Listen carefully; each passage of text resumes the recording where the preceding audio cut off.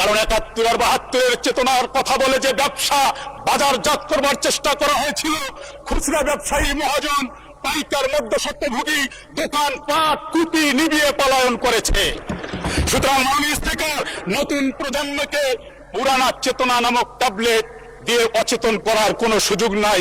মানুষ যথেষ্ট কনসাস মাননীয় স্পিকার।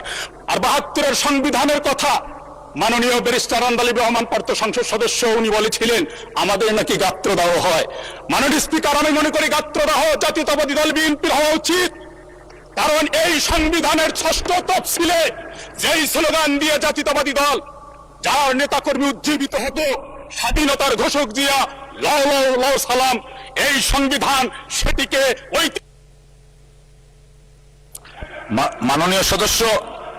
মাননীয় সদস্য ২ মিনিট নরমালি দেয়া হয়, আপনাকে আরো ১ মিনিট দেয়া হলো। লয়ার হিসাবে আপনি খুব সুন্দরভাবে চেয়েছেন টাইমটা, সর্বোচ্চ ৩ মিনিট। ধন্যবাদ। আজকে এই গাত্রদাহটা দিয়ে হওয়া উচিত। কারণ এই সংবিধানের দোহাই দিয়ে মাননীয় মহাসচিব আছেন, উনি তো তাত্ত্বিক ঢঙ্গে বলেছিলেন বিভিন্ন কর্মসূচিতে, কোন সংবিধান? এটি তো আওয়ামী লীগের নির্বাচনী তফসিল।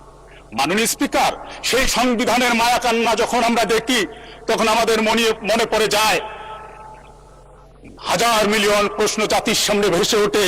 এই সংবিধান নিয়ে কথা বললে কেন ৭১-কে টেনে নিয়ে আসা হয়? এই সংবিধানকে তো হাজারবার ছুঁড়ে ফেলে দেওয়ার কথা বলা হয়েছে। নাম বলে সময় আমি নষ্ট করতে চাচ্ছি না মাননীয় স্পিকার। কারণ ৭১ আর ৭২-এর চেতনার কথা বলে যে ব্যবসা বাজারজাত করবার চেষ্টা করা হয়েছিল, খুচরা ব্যবসায়ী মহাজন পাইকার মধ্যস্বত্বভোগী দোকান পাট কুপি নিবিয়ে পলায়ন করেছে। আবারও যদি সেই চেতনাকে বাজারজাত করা হয়, আমি বিশ্বাস করি আমার প্রজন্ম যথেষ্ট কনসাস। চতুর্থ শ্রেণীর বাচ্চা যখন ক্লাসরুমের ৫০টি ফ্যান, ক্লাসরুমের ৫টি ফ্যান, ক্লাসরুমের বাইরে ৫০টি ফ্যানের থিওরি আমাদের সামনে দেয়, তখন আমরা আশান্বিত হই। এই প্রজন্মই তো আমাদেরকে জুলাই দেখিয়েছে, এই প্রজন্ম আগামীর বাংলাদেশ গড়বে মাননীয় স্পিকার।